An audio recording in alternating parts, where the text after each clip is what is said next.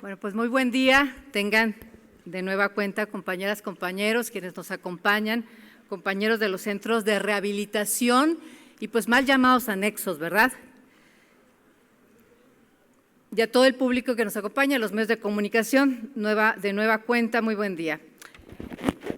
El periodo neoliberal de nuestro país, de México, puso en crisis al incipiente estado de bienestar que se estaba construyendo en nuestro país. A partir de esto se dio un proceso de transformación de la realidad entre sociedad y Estado. Por un lado, hay que recordar que la época neoliberal desmanteló las instituciones públicas que se destinaban a la protección social. Pero por otro lado se apostó a que las organizaciones no lucrativas de la sociedad se encargarían de suplir esa protección social que tenía que haber hecho el gobierno. Evidentemente, la protección social fue desapareciendo y la pobreza, esa pobreza doliente, fue incrementándose en todos los problemas y todos los problemas asociados a los altos niveles de pobreza empezaron a crecer en el país, empezaron a desarrollarse y, por desgracia, a enquistarse en una sociedad con una pobreza doliente.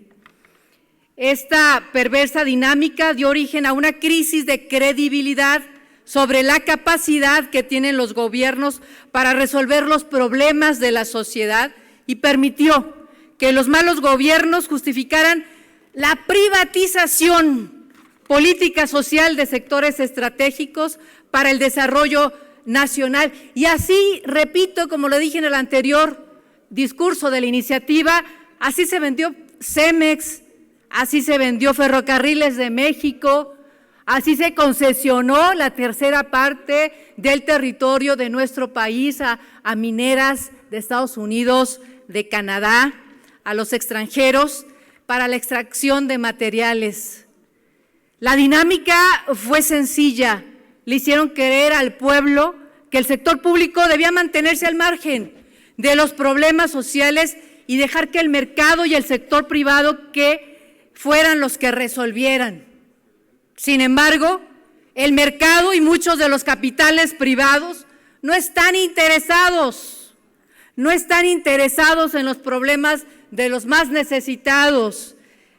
Los capitales privados están interesados en hacerse más ricos, en agrandar sus utilidades, evidentemente, no en apoyar a los más necesitados. Y sin el apoyo del gobierno, estas tareas fueron prácticamente imposibles de lograr. Por un lado, veíamos en la época neoliberal al gobierno haciendo negocio con los particulares y olvidándose de sus tareas de apoyar a los que menos tienen. Por otro lado, los particulares pues ganando y haciéndose más ricos de lo que ya estaban. Y por otro lado, al pueblo con una pobreza doliente, con una descomposición social y con una descomposición en el tejido en lo más profundo que pudiéramos haber visto en los últimos años en México. En este contexto, el gobierno dejó a la población desprotegida ante una gran cantidad de problemas sociales que año con año se fueron agravando. Lamentablemente, en el estado de Guanajuato podemos encontrar muchos ejemplos de esto, siendo las adicciones uno de los temas más importantes y más invisibilizados, como si no existieran, como si no tuviéramos ese problema.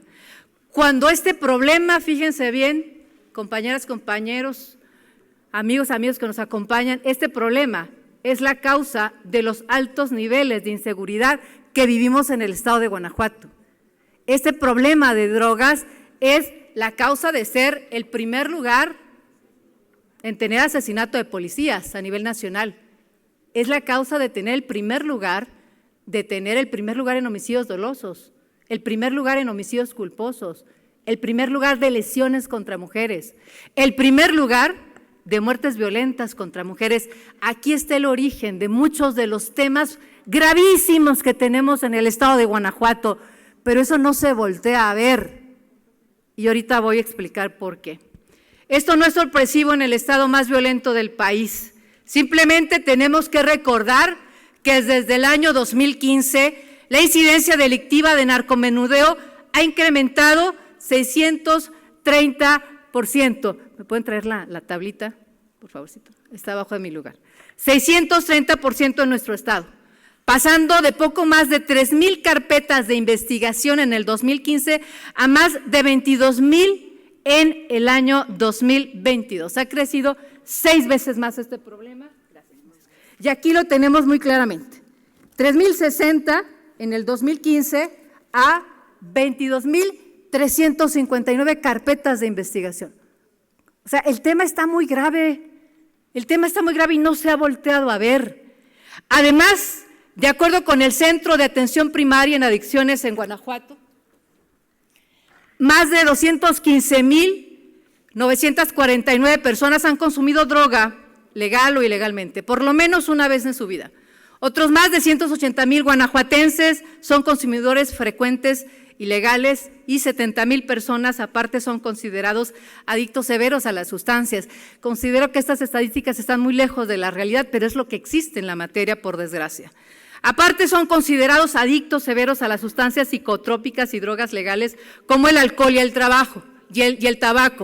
Asimismo, de acuerdo con cifras de la Secretaría de Salud al año, Guanajuato atiende a más de 16,000 pacientes relacionados con el abuso del consumo de drogas. El 18.8% de los jóvenes estudiantes consumieron algún tipo de droga y el 15.8% consumieron drogas ilegales y el 6.1% consumió drogas de origen médico.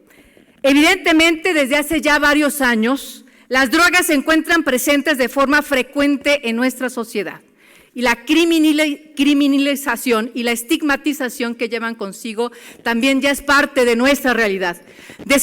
Desafortunadamente, en una omisión más de este gobierno y de los anteriores gobiernos en Guanajuato, las personas víctimas de drogadicción se ven prácticamente abandonadas por el Estado, un Estado que ha demostrado un alto nivel de ineficiencia, pero sobre todo una gran falta de voluntad para atender la problemática de origen, con un enfoque de respeto a los derechos humanos.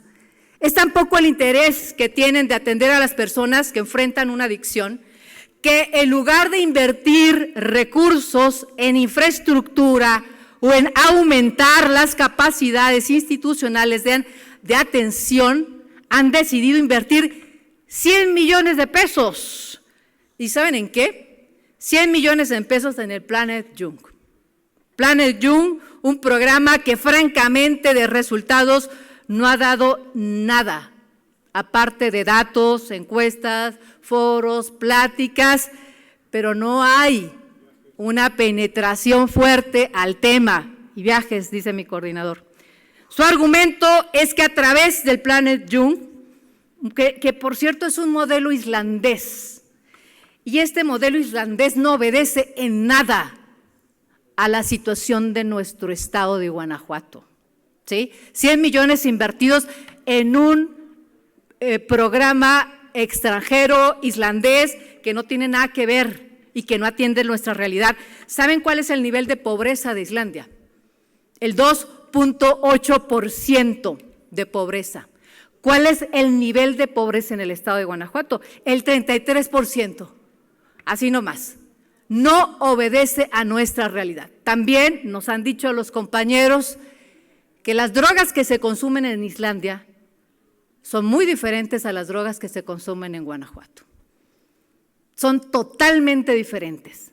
Entonces no obedece a la realidad el programa del Planet Young.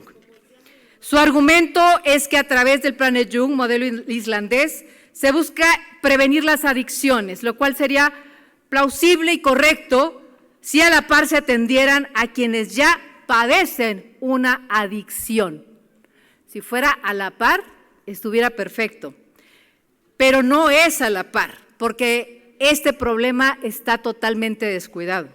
Ante este escenario, la atención de las adicciones ha recaído en organizaciones civiles sin fines de lucro que hacen el trabajo que el Estado se ha rehusado a hacer, como lo son los centros de rehabilitación, para quien pide un aplauso porque hacen una labor extraordinaria.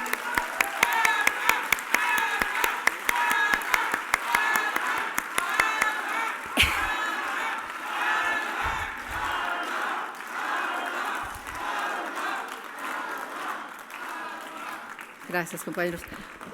Conocidos y mal llamados como anexos. Esto de anexos nunca debió de haber existido. Y existen organizaciones como la de los Centros de Rehabilitación Unidos del Bajío, aquí presentes.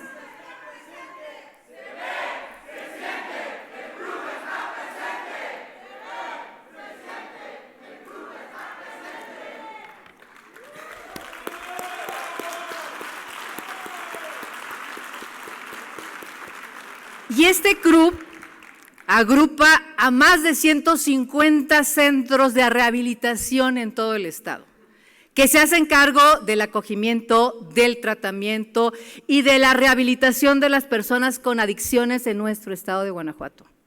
Por desgracia, estos centros operan en condiciones de precariedad.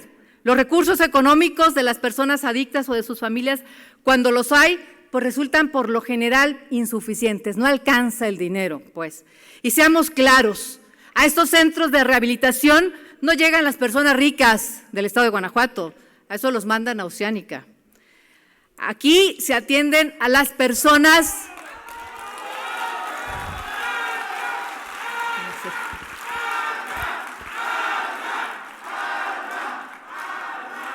Gracias, compañeros. Aquí se atiende a las personas en situación de pobreza, a personas en situación de calle en muchos momentos, por lo que me he dado cuenta. No se posee el dinero suficiente.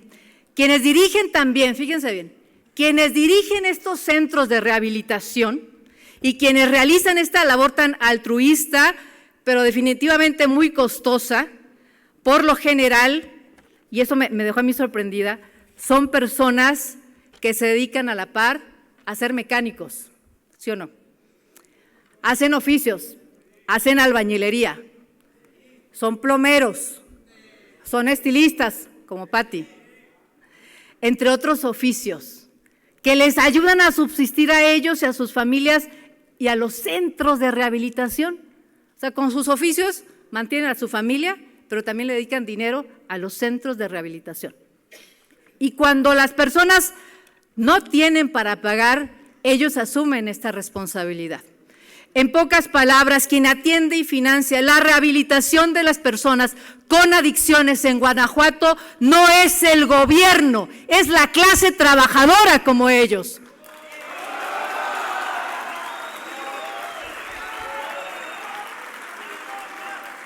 Los costos de operación de los centros suelen ser muy altos, alcanzando un promedio de 43,000 pesos mensuales aproximadamente. Tan solo en conceptos de la renta, el agua, la luz, el gas, los honorarios del personal de salud. Sin embargo, lejos de ayudar, las instituciones públicas les incrementan los costos a través de cobros en trámites necesarios para la regularización de su actividad. Los pagos de factibilidad de uso de suelo, constancias de fumigación y dictámenes de seguridad, dictámenes de protección civil, entre otras, se suman a los costos que deben ser sorteados por los operadores de estos centros, quienes cada vez se encuentran más ahorcados, obviamente, de manera financiera y olvidados, por otra parte, del gobierno del Estado. Además de estos problemas, han tenido que lidiar con la poca disposición del gobierno del Estado a entender que ese es un tema prioritario y entender que si se atendiera esta causa, muchas de las consecuencias que traería no se estarían dando en nuestro Estado. A entender les cuesta trabajo entender y les cuesta más trabajo todavía atender los problemas de este sector. Prueba de ello es que la situación de inseguridad se ha materializado en ataques criminales a los centros de rehabilitación, como el que se llevó a cabo, por desgracia, en julio del 2022 en Arandas, Irapuato, que dejó un saldo de 27 jóvenes muertos, así como la registrada a principios de este mes en la Ciudadela, Celaya, Guanajuato, cuyo saldo fue de 4 muertos, por desgracia. Estos ataques, por desgracia, se suman a muchos otros que hasta el momento continúan impunes. Y no solo eso, a pesar de las vidas que han cobrado hasta el momento, las autoridades continúan, fíjense bien, a pesar de todo esto, las autoridades continúan sin emitir una estrategia de seguridad estatal para el cuidado y la vigilancia de estos centros del Estado, a pesar de lo que han padecido.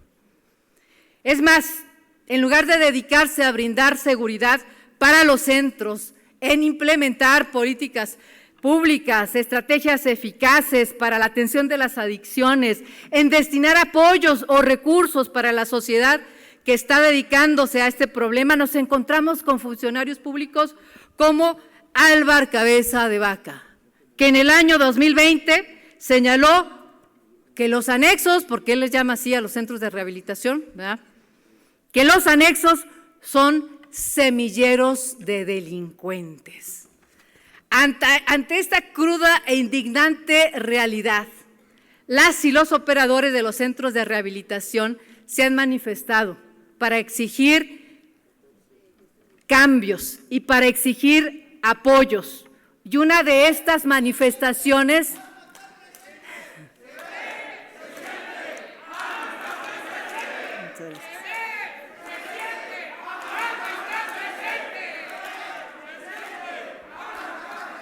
y en lugar de que Álvar Cabeza de Vaca generara las políticas públicas de seguridad para el resguardo, los estigmatiza y les dice semilleros de delincuentes. No, señores, el problema es que no conocen la realidad que viven.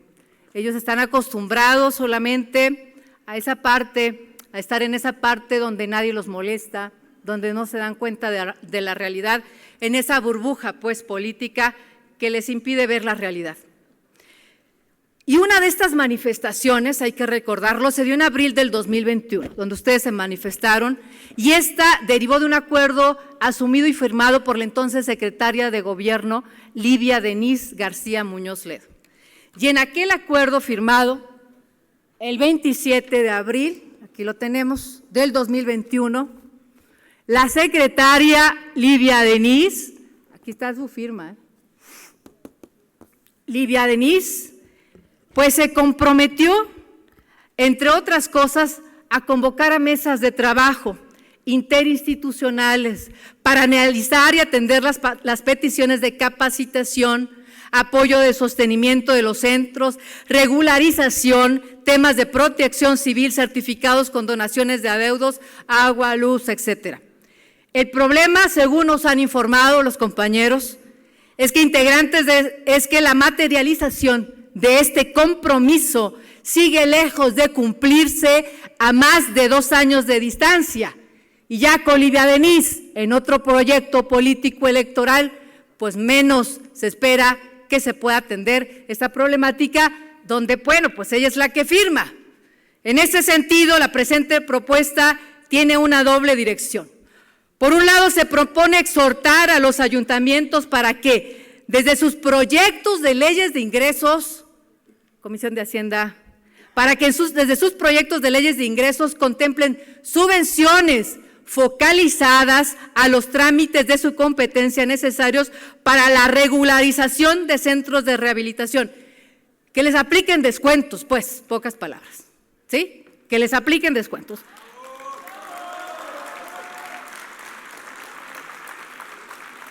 Para que se pueda regularizar correctamente. Y por otro lado, se propone exhortar al Poder Ejecutivo del Estado en 4 sentidos. Número 1, que establezca una estrategia de seguridad para los centros de rehabilitación. En primer lugar, que hablen con ellos, que los escuchen, que realmente puedan plantearle soluciones, que garanticen la integridad de las personas que habitan en los distintos centros de rehabilitación del Estado, que no se les estigmatice y que no se les diga semillero de delincuentes. Esto es una ofensa. Que no se vuelva a hacer este tipo de expresiones, que lejos de ayudar a Álvaro Cabeza de Vaca, lo único que hace es hundir más todavía al partido en el poder. Número 2, que se establezca un programa de ayuda a los centros de rehabilitación para la regularización y apoyo a su operación, tales como capacitación, apoyo de sostenimiento de los centros, pago de servicio y operación cotidiana, regularización, temas de protección civil, certificaciones, condonación de adeudos de agua, predial, entre otros. 3, que se establezcan estrategias de coordinación entre el sector salud y los centros de rehabilitación que operan en el Estado, con la finalidad de garantizar el acceso al derecho a la salud. ¿Qué es lo que sucede? Nos platican que cuando llevan a personas, compañeras, compañeros, en una situación grave de intoxicación por las drogas, pues no los quieren recibir. Cuando piden apoyo al psiquiátrico, tampoco les quieren dar la entrada al hospital psiquiátrico.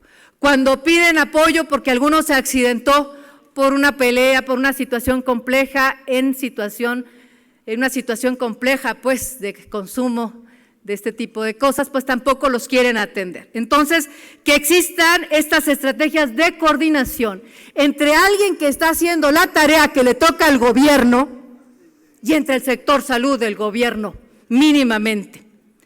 Que se establezcan también y que se dé, cumplimiento a estos compromisos adquiridos y que ya estaban previamente firmados. Y aquí está la prueba, no son inventos.